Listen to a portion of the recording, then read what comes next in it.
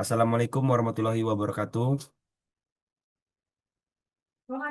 Baiklah, kami dari kelompok 1, Angkatan 4, akan mempresentasikan hasil diskusi kami, yaitu isu kontemporer, di mana yang bertema judi online.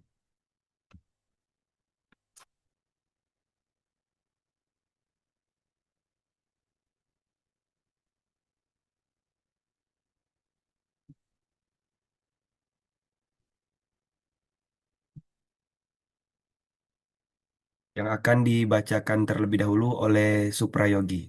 Untuk Suprayogi, dipersilakan. Assalamualaikum warahmatullahi wabarakatuh. Selamat datang Waalaikumsalam. dalam video presentasi kami tentang salah satu isu kontemporer yang semakin marak dan meresahkan, judi online. Di era digital ini, judi tidak lagi terjadi di kasino atau tempat tersembunyi, melainkan cukup dari genggaman tangan melalui ponsel dan internet. Apa dampaknya bagi masyarakat? Mengapa begitu sulit diberantas? Mari kita telah bersama. Baik, untuk selanjutnya akan dibacakan oleh Saudara Cindy.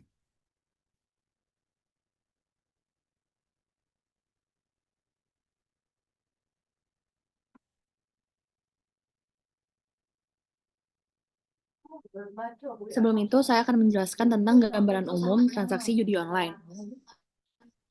Judi online merupakan aktivitas taruhan uang melalui internet yang mencakup permainan kasino digital, taruhan bola, dan lain-lain. Di Indonesia, aktivitas ini ilegal, namun tetap tumbuh subur. Berdasarkan data dari Kementerian Kominfo, terdapat lebih dari 1,5 juta situs judi online yang telah diblokir sejak 2018. Seperti yang bisa dilihat di PPT ini, ada gambaran umum transaksi judi online. Perputaran dana pada tahun 2025 sebesar 1.200 triliun, naik 22% dari tahun sebelumnya. Berdasarkan tahun 2024, perputaran dananya itu sebesar 981 triliun dengan tren yang meningkat secara konsisten. Dan bisa dilihat berdasarkan data dari PPATK menunjukkan bahwa kenaikan transaksi judi online per tahunan mulai dari tahun 2018 hingga tahun 2022 seperti yang tersaji di diagram PPT tersebut.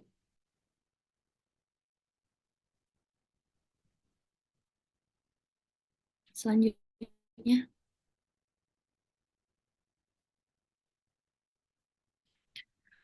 untuk perkembangan terkini dari judi online ini tersendiri, ada penurunan transaksi hingga 80% pada kuartal pertama pada tahun 2025, dan upaya pemerintah tersendiri dalam mengatasi judi online ini adalah pemberantasan situs judi online secara efektif. Tren judi online ini sendiri mengalami penurunan secara signifikan setelah rekor transaksi di tahun 2024.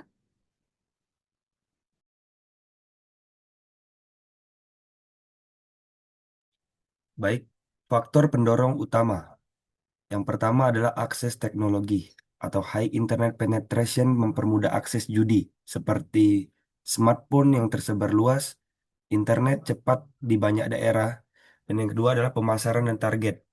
Media sosial dan target kelompok rentan, yaitu dengan promosi agresifnya. Yang kedua seperti remaja dan masyarakat berpenghasilan rendah. Itu adalah target-target dari admin-admin judi online.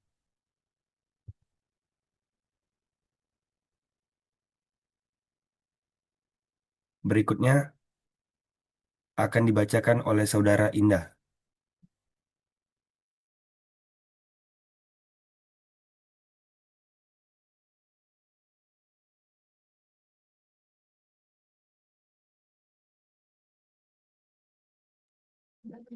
Selanjutnya itu dampak sosial.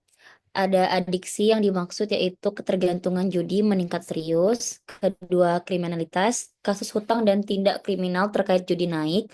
Dan resiko anak muda yaitu terancamnya kesejahteraan generasi penerus.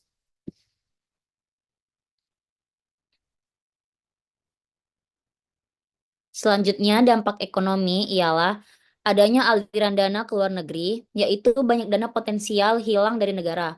Kedua, adanya potensi pajak hilang, yaitu pajak dari judi online tidak terakumulasi. Selanjutnya, produktivitas turun, yaitu kerugian ekonomi akibat penurunan kerja efektif. Dan yang terakhir, stabilitas keluarga, yaitu keuangan keluarga terganggu oleh kebiasaan berjudi.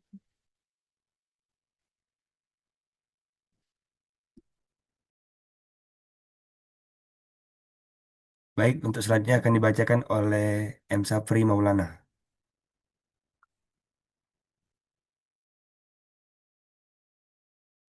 Selanjutnya, upaya pemerintah untuk mengurangi judi online yaitu memblokir situs dengan memblokir akses platform judi online yang ilegal, kerjasama keuangan, memantau dan membatasi transaksi terkait judi, penindakan hukum, menindak operator dan promotor judi online, dan yang terakhir kampanye edukasi, yaitu meningkatkan kesadaran masyarakat akan bahaya judi.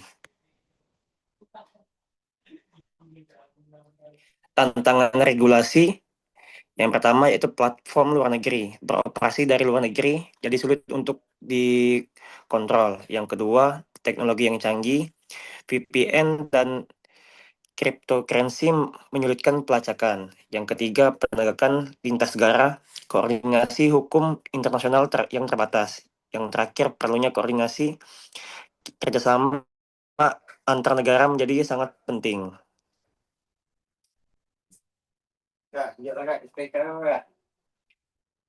Strategi pencegahan. Yang pertama ialah pendidikan digital, literasi sejak dini dari sekolah ke sekolah. Yang kedua, regulasi keuangan, pengawasan ketat terhadap perbankan dan fintech. Yang ketiga, kerjasama internasional, penegakan hukum bersama lintas negara. Dan yang terakhir, pendekatan holistik, menggabungkan aspek sosial dan ekonomi. Baiklah, kesimpulannya yaitu yang pertama multidimensi. Tantangan judi online kompleks butuh berbagai pendekatan, seperti pendekatan dari orang tua ke anak. Yang kedua, edukasi dan regulasi. Kombinasi edukasi, pengaturan dan hukum efektif yang memperkuat untuk mencegah judi online. Yang ketiga adalah peran masyarakat, di mana partisipasi aktif stakeholder itu sangat penting dan dibutuhkan untuk menentang judi online. Yang terakhir adalah keseimbangan dari kemajuan teknologi tanpa mengorbankan sosial. Artinya contohnya seperti apa? Seperti sejak sekarang masih sekarang banyak anak-anak kecil sudah mengenal smartphone, smartphone tanpa ada penyaringan dari orang tuanya. Baik, itulah presentasi dari kelompok satu. Jika ada kekurangan, kami mohon maaf. Kepada Allah kami mohon ampun. Wabillahi taufiq walhidayah. Wassalamualaikum warahmatullahi wabarakatuh.